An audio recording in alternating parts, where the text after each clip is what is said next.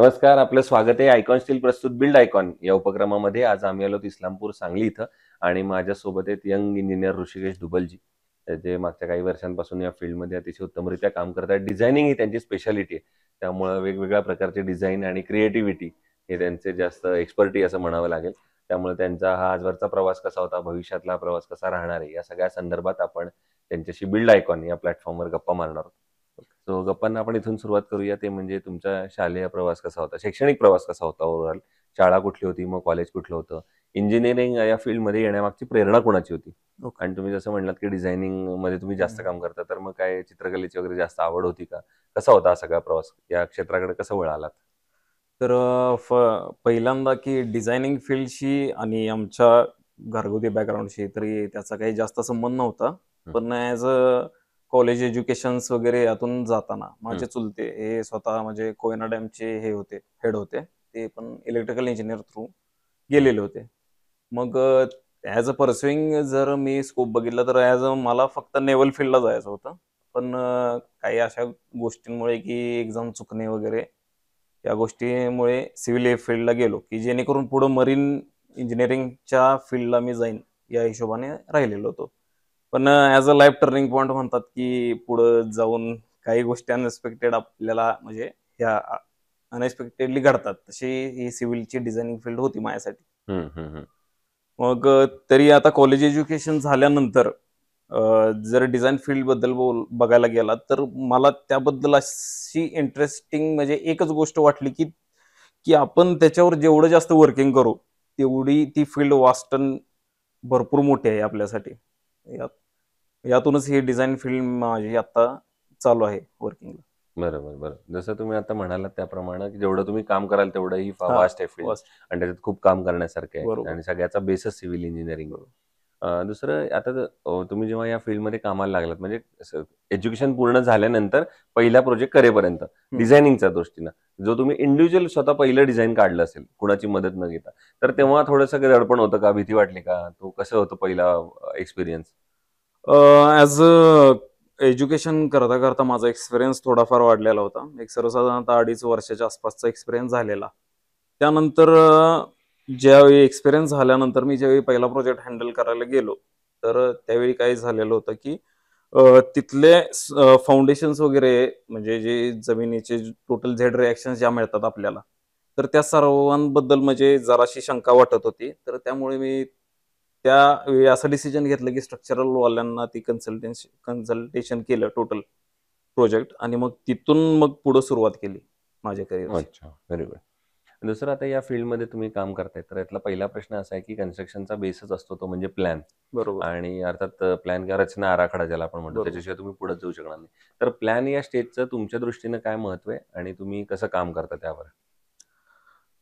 As a तुम्ही working हं, plan बोलताय, वर्किंग प्लॅन ओके. मध्ये. हं, तर working plan he as a सगळ्यात बेसिक गोष्ट आहे, जी तुमच्या सिव्हिल फील्डची.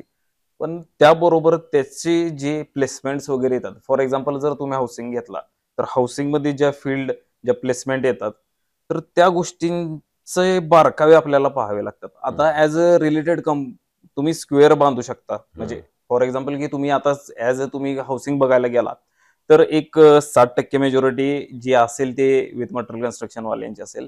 बाकी 40% फील्ड जी जाते, ती तुमच्या आर्किटेक्चरल आणि थोडक्यात थोडेफार सिव्हिल इंजिनिअर असतील. तर त्यांच्याकडे ते कन्व्हर्ट होते. पण ॲज अ तुम्ही जर बघायला गेला तर डिझाइनची बेसिक प्रिन्सिपल्स आहेत. त्या बेसिक प्रिन्सिपल्सनुसार जर तुम्ही डिझाइन पुढे करत गेला, तर त्या बेसिक प्रिन्सिपल जे ॲस्पेक्ट असतील, प्रॉस्पेक्ट असतील, तुमचे रुमिनेस रेशो असतील, तर या गोष्टींवर अ, अभ्यास जरा जास्त केला पाहिजे अजून प्रत्येकाने. म्हणजे जरी कोणी पण आर्किटेक्ट असेल किंवा सिव्हिल इंजिनिअर असेल. तो बेस प्लॅन जो आहे, तो तिथून मेन चालू होतो. हं. ॲज अ तुम्ही आग्नेय कोपरा जर बघायला गेला कोणता तुमचा बरोबर आग्नेय कोपरा याच्यासाठी वास्तूच्या दृष्टीने, तर तो आग्नेय कोपरा तुमचा मेनली बेसिक सायंटिफिक रिझनवर डिपेंड आहे. हे पण तुम्ही त्यामागची गोष्ट समजून घेतली पाहिजे. आता काही प्लस काही आता टोटल स्ट्रक्चर जर तुमचं हाउसिंगचं बघायला गेलं, तर तुम्ही ते पूर्ण वास्तुशास्त्रात पण बसवू शकत नाहीये आणि ते तुम्हाला तुमच्या डिझाइन प्रमाणे पण होत नाहीये. म्हणजे आपल्याला एखादी गोष्टी प्लस मायनस ही करावी लागेल. पण ॲज अ वास्तुशास्त्राला तुम्ही इन्क्लूड करा थोडंफार तरी. बरोबर. त्या तुमच्या सायंटिफिकली गोष्टीलाच हे करते वास्तुशास्त्र तुम्हाला बरोबर बरोबर सपोर्ट करते. सपोर्ट करते. दुसरं असं आहे की या फील्डमध्ये दरवेळेला टेक्नॉलॉजी बदलत चालली आहे गेल्या अनेक वर्षांमध्ये, ओके. आताही ती बदलते. तर आता टेक्नॉलॉजीची तुम्हाला मदत रोजच्या कामामध्ये कशी होते? फ्रॉम सॉफ्टवेअर अँगल तुम्ही कसं होतं आणि कसं अपग्रेड करताय असं? ॲज अ जर तुम्ही सॉफ्टवेअरच्या बाबतीत जर बोलत असाल, तर तुम्हाला पहिल्यापासून जर मेजॉरिटी जर असेल, तर ती AutoCADची आहे. तर ते AutoCADला तुम्ही पहिल्यांदा प्रेफरन्स द्यायला पाहिजे. जर तुम्ही ॲज अ डिझायनिंग फील्डला जात असाल, तर नवीन-नवीन सॉफ्टवेअर्स येत आहेत. तुमचे SketchUp असतील, तुमचे 3ds Max असतील. फक्त वर्किंग ज्याची आता सिम्प्लिसिटीला आहे, तर ते आहे तुमचे SketchUp आणि Lumion रेंडरिंगसाठी तरी बघायला गेला तरी. आणि जर तुम्ही वर्किंगला जर as a 3D Max as a professional जाणार असाल, तर हं. त्याला टाइम स्पॅन भरपूर जातोय. ॲज अ ॲक्चुअली माझे पण 2.5-3 वर्ष त्या डिझायनिंग फील्डला 3ds Maxवर गेलेले होते. पण ते जे सॉफ्टवेअर्स आहेत तुम्ही शिकले पाहिजेत हं. जास्ती करून. ओके. ठीक. पुढचा प्रश्न आता याच्यापेक्षा वेगळा आहे. तो म्हणजे असा आहे की सांगली जिल्ह्याच्या विकासाचं व्हिजन हं. एक इंजिनिअर म्हणून तुम्हाला जर विचारलं, तर तुम्हाला काय वाटतं की कुठल्या सेक्टरवर आता काम करण्याची गरज आहे? जर सांगलीचा आपल्याला एक ओव्हरऑल डेव्हलपमेंट करायची असेल, सर्वांगीण विकास करायचा असेल, तर कुठल्या सेक्टरवर, कुठल्या क्षेत्रांवर आता काम करण्याची गरज आहे? आता जर तुम्ही सांगलीचा डेव्हलपमेंट प्लॅन बघितला असशीला, हं. तर त्यामध्ये तुम्हाला बेसिकली मेन रोड्स, तुम्हाला मेजॉरिटी ऑफ प्रॉब्लेम्स हा रोड्स दिसतील तुम्हाला. Roads and drainage system. हं.